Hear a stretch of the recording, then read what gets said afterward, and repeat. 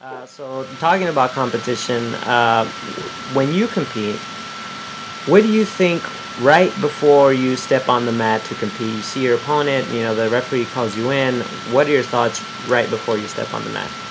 Yeah, I sort of, and I got this from Justin Rader actually, who's one of the world champion lightweights I got an interview, where I kind of get into like a mental and physical habit of things that I do before competitions that I got used to in the training room, and I just train myself to go into the same things to get into a peak state. So I kind of, I do a certain series of exercises, like I do some explosive stuff, I get some jumping jacks going, I do a lot of pacing back and forth, kind of like shake my hands a little bit, and I'm thinking of the first 30 seconds of the match. I normally don't think through, an 8-minute battle, but I think through the first 30 seconds. I'm going to pull. If he does this, I do this. If he does this, I do this. If he does this, I do this. And here's how I want to finish him.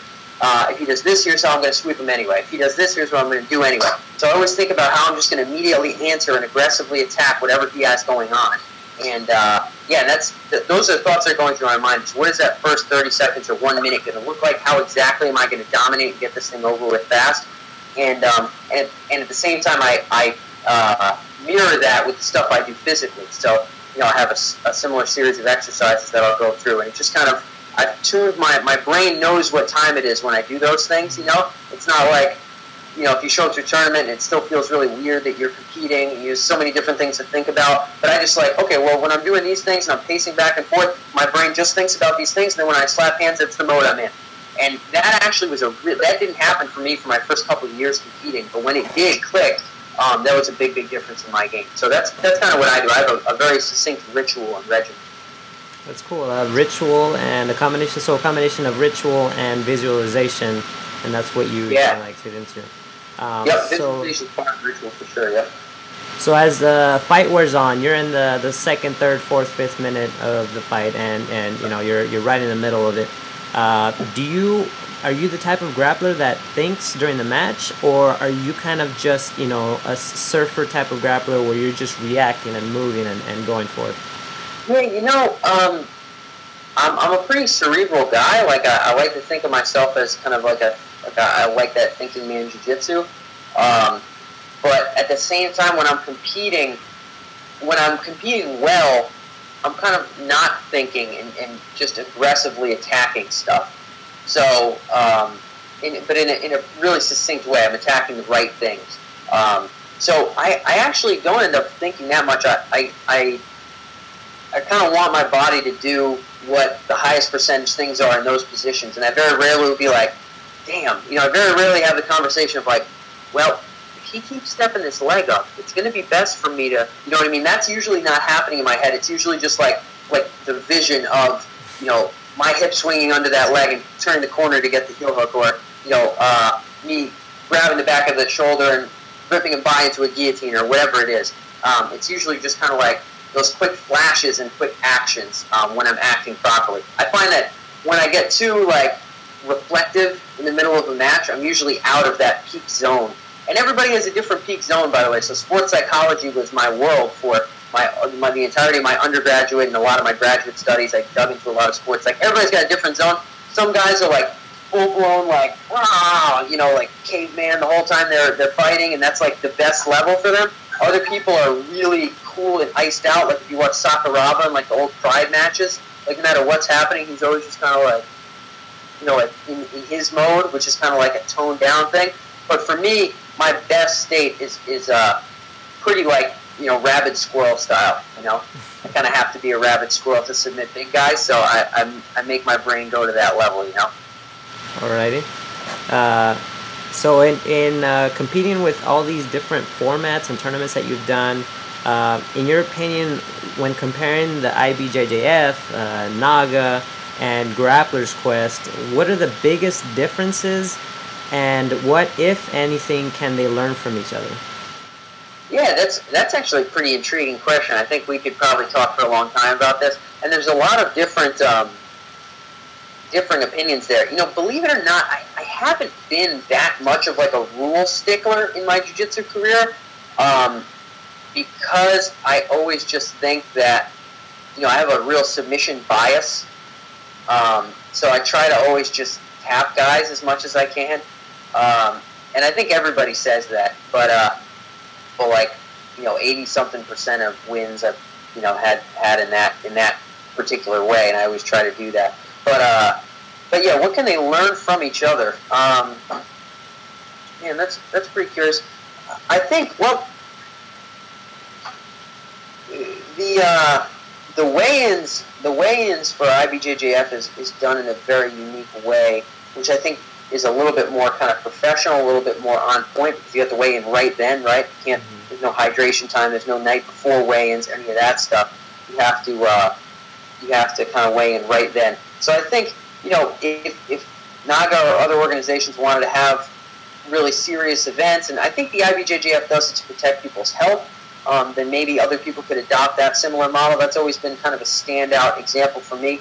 One thing that I don't per se complain about, because it is what it is, and I've just kind of drilled it out of my game because I know the consequences, but is the knee reaping rule. I think is one thing that I'm still not really sure sort of what the deal is with the knee reaping thing. Even if you don't do heel hooks, I mean, still, what's up with reaping the knee? Those 50-50's cool, but coming over the top isn't cool for whatever reason. Honestly, I haven't seen that many injuries from that particular movement. I mean, if you were going to be like talking about dangerous positions, I could probably think of 3 or 4 that are as dangerous, if not maybe a little bit more. Orientations or body contortions or ways of interacting with an opponent that you could just assume blow a whistle and disqualify somebody. But for some reason, it's that one.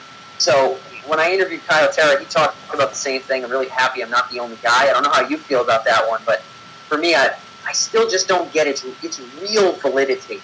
Like, I think it has a point, but I don't know if it's a valid point. So that's one thing that I think maybe the IBJJF can tweak. I hope I'm not the only guy fighting that battle. Yeah, I think, to be honest, I don't think I've competed long enough, and I don't think I have enough experience to really have a solid opinion on it. And I'm honestly the type of person to have very strong opinions. So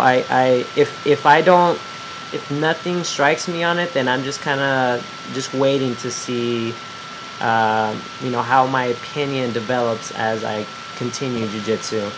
I mean, I've heard arguments on both sides, and I'm just kind of like, I don't know.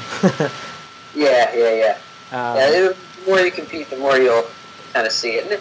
And the guys who are used to it, I think it's no big thing.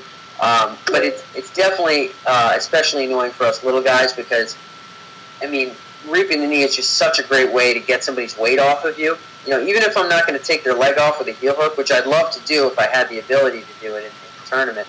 But I mean, it's just such a godsend to get somebody's weight off you by chopping that leg over the top. And if you can't, it's just annoying. But yeah, we'll see what IBJJF does in the next couple of years about that. Probably nothing, but. Okay, so let's say you have a student of yours, and he's maybe a blue belt or maybe on his way to get a blue belt, and he tells you, Dan, I think I want to do this for the rest of my life. I think jiu-jitsu is for me. What's your best advice for someone who wants to be a professional Brazilian jiu-jitsu or grappling athlete? Yeah, and is this really in any light? Like, are you talking about as a competitor, as a teacher, just someone who wants to be fully immersed in it in general, like who just wants to be able to make their living with this stuff, or? Yeah, I think in general, they know that jiu-jitsu is for them, and either as long as it's something relating to jiu-jitsu, that this is it. Yeah, well, that's what happened to me, So I'm kind of a case study of that. I think one of the succinct bits of advice would certainly be to immediately start structuring your schedule that way. So maybe don't quit your job yet. I mean, maybe do it, but maybe don't quit your job yet, and sort of make sure you can train, 6-7 days a week, and make sure you can get in as much open mat, as much drilling time as possible. Take that drilling and skill development very seriously. Really begin. I would have them on a weekly and like a weekly regimen of drills and different things like that, and then also quarterly focus areas that they be honed in on. I'd be finding tournaments for them on a monthly or bi-monthly basis, and really just throwing them into it. And maybe don't quit your job yet, but give that a shot for 3-6 months and see how that feels. And then at the same time, find some opportunities to teach. So if it means just being an assistant instructor during a class, you don't get paid, but you just kind of help teaching the new guys, go ahead and give that a shot. See how that feels. See how that seems. If you have an opportunity to teach some private lessons, I know for me when I was a blue belt, I was like, basically, all of my income was from private lessons. I would have Sundays where I'd have Sundays where I'd do 8 hours of private lessons just on one Sunday as a blue belt. So that's definitely possible. And if you want to pursue this life, that's what I was doing. I used that money to build my first gym from scratch.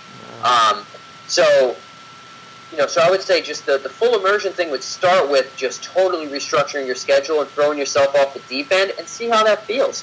It would be taking training more seriously, taking competing more seriously, and also taking that leadership and teaching role more seriously. And then, if 6 months, a year roll by and you're just like all over that life, then I'd say, start coming up with your vision for, the highest competitions you want to win. Come up with a vision for where you want to be in, 5-10 years. Do you want to have an academy? Do you want to, have a regular job but just teach private lessons? How immersed do you really want to be? So if they feel like it's a life for them, I'd say, try it the hard way. Run the gauntlet. See what happens. That's great advice, man. I really appreciate that. Okay, so I have one last question for you. Thank you for being very, very patient with me. Of course, man. So, what are you working on now? And where can people learn more about what you've been doing and what you're going to be doing? And in general, how can people get a hold of you that, they want to contact you about the book and what have you? Yeah, big time. So I appreciate that. There's a lot going on with the book. Obviously, we're doing a ton of interviews. I have a lot of magazine articles, so I've been in writing mode a little bit in the last little while. One of the big things that we're doing now is we're giving away a free DVD on beating bigger, stronger grapplers, which we're nailing out for like $7.95 or something. And it also comes with a member program which we've created based on all the interviews I talked about and all the individual techniques. We've also broken all that stuff down into video modules, audio modules, and stuff like that. We're giving away a free month of that with the free DVD. So it's a lot of free at once. But for the people who it's a fit for, the member program is also awesome. It's called the David and Goliath program. And the free DVD thing is something we're pretty pumped on. And people can find that at microbjj.com/David.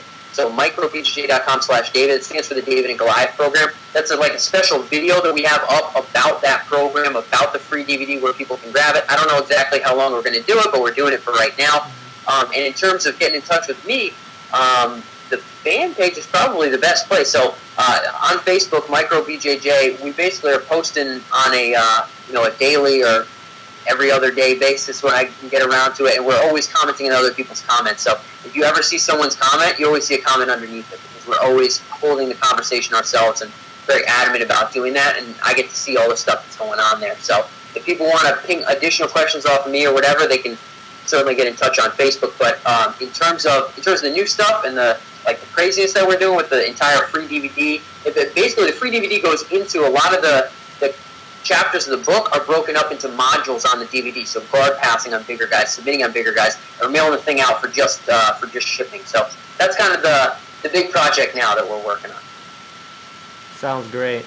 And I'm all out of questions. Do you have anything else you want to add? Any tidbits, any sponsors, whatever you want to throw out there for the readers? That's about it for me. I mean, big thanks to everybody I got to interview. Obviously, I'm always super appreciative of my limited times I had with Kaio and Hobson and the Mendes brothers, and my instructor Alexandra Soka, my main mentor Danny Ives, and I got plenty of people to give thanks for. But otherwise, if people want to find me, those two places are the best places to do it. And I appreciate you having me on today, brother.